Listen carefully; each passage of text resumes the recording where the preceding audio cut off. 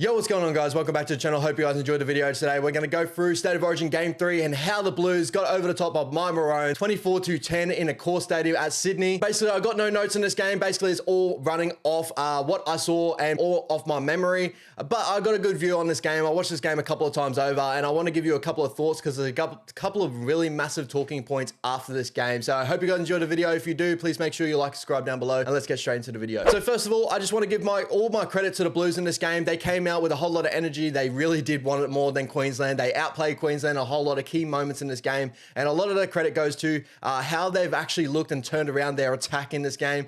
It was actually mental from the first, the first start. The Blues got the penalty. They got the first real big set on the Maroons line and nearly make it crack through with that Braden Best try. They got pulled back due to the offside between the ball hitting Liam Martin and Braden Best being just off, even though I honestly thought that Liam Martin was just off to start with, but you could just see the intent with their attack pretty early on, and that will all come down to Cody Walker was absolutely amazing in this game. I thought he really opened up the edge there. They didn't really play a lot of what the Penrith ball is, what everyone's calling it, where they play a lot of players back under, tried to attack through the middle as well, with sliding defense and all that sort of stuff, but that was getting pretty shut down pretty well from DCE pretty early on, and now with a Cody Walker that plays a lot of flat football, gets a whole lot of runners, that runs really nice lines on the outside of him, and he just picks his moments perfectly.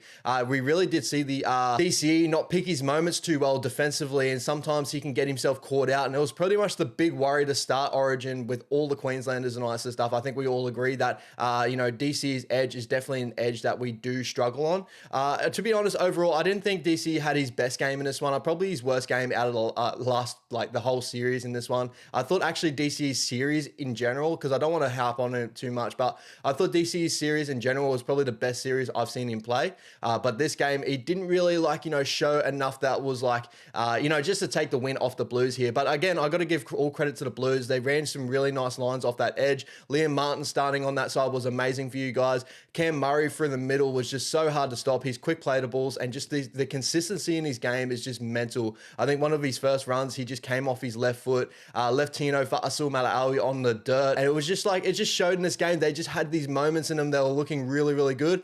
But I would be lying to say that between the middle part of the game, or I know Fafita scored the first try, but you end up getting, I think, up 2 tries at least on us at one point. You were ahead by a couple of tries and all that, but I felt like the Maroons were really turning the screws, and they were turning this game over. A whole lot of big opportunities were coming our way.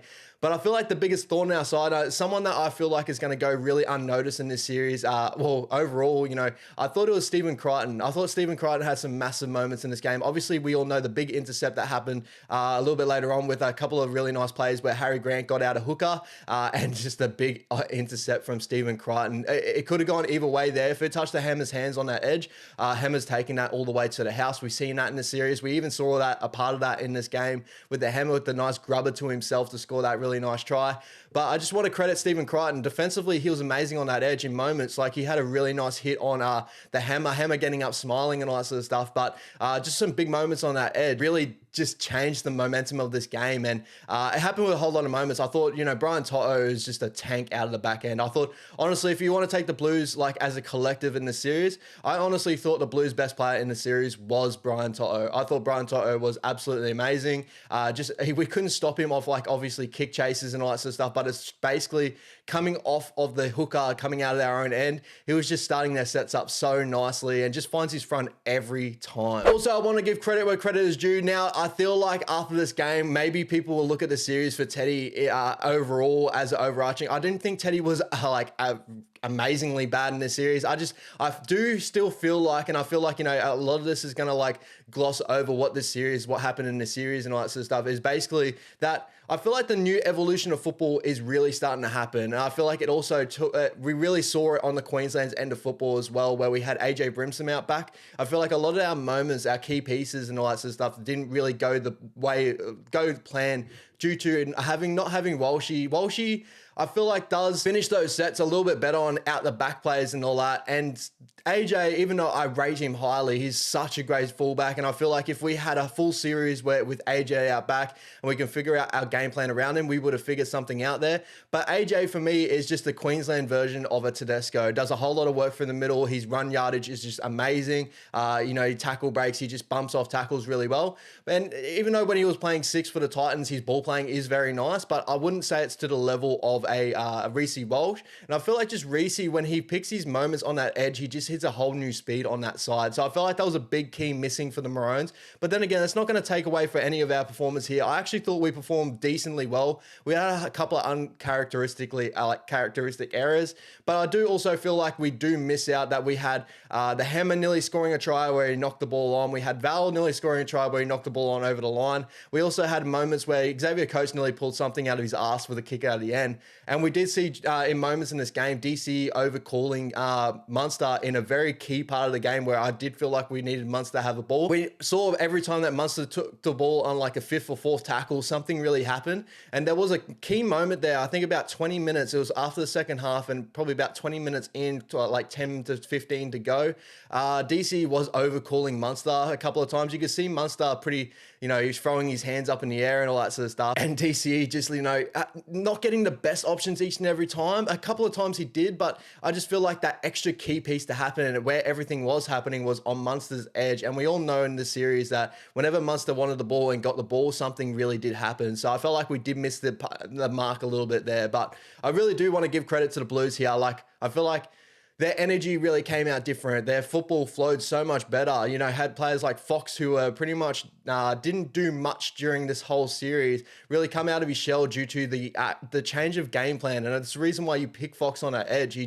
He's somewhat like a hammer. If you give him a little bit of space, he usually makes something happen out of that space. We saw that with his own try there, where he had a lot of space there, the kick to go, and no one was going to catch him on that side where he kicked it through and scored that try for himself. So I got to give credit all where credit's due for the Blues. They really did outplay us in this game. I did feel it was unfortunate we didn't get a couple of those tries, where the boys did knock the ball on. They had a whole lot of errors there. It would have made it so much more interesting, and I feel like it does go unnoticed because I heard people like, and this is not shouting out at Gal. Gal knows way more of the footy than me. He's been to way double end of the footy and that. But when Gal did say that this was a dominant performance from the Blues start to finish, where that, Nenny starts to question, if Turbo was in game 1 and 2. I do believe Turbo was definitely a massive out in both those games, but we do forget that Queensland were in big momentum plays in all those games. They were finding a lot out on the Blues, and the Blues attacking wise was not anywhere close to what they were in this game. And I feel like it did come from energy, but it also came from someone like Cody Walker really finding himself in this game. I do feel like, this is my question to all you Blues fans, and this is all my question for an overarching series. Does this game 3 really change this whole series for you? It's kind of I don't want to say it's like a salty thing for a Maroons fan to say and all that, but did this really change everything for you? Did this make you question the series of if this went our way and this went away, we would have won the series? Or did this just kind of, I don't know, does this feel like just a game 3 win? We've had this a couple of times ourselves, but does this mean that obviously all the talk around before this game was Freddie might be losing the job? Does Freddie keep his job now? Does the Fox keep his wing spot? Does Teddy keep his fullback spot? Does the hooker rotation, do you still go with 2 hookers next game, or do you stick with 1 hooker, go back to Appy Coruscant? Does carrying Gutho on the bench really make sense? I thought Brandon Best had a really great game, amazing game in that centre role, and he did really well to step up in those big moments. But did a lot of this stuff make sense to you guys? I know you won game 3, and I give it to you. You 13 plus, you did it. But did this really change the series? That's my biggest question to you guys. So I hope you guys enjoyed the video. Please make sure you subscribe if you do.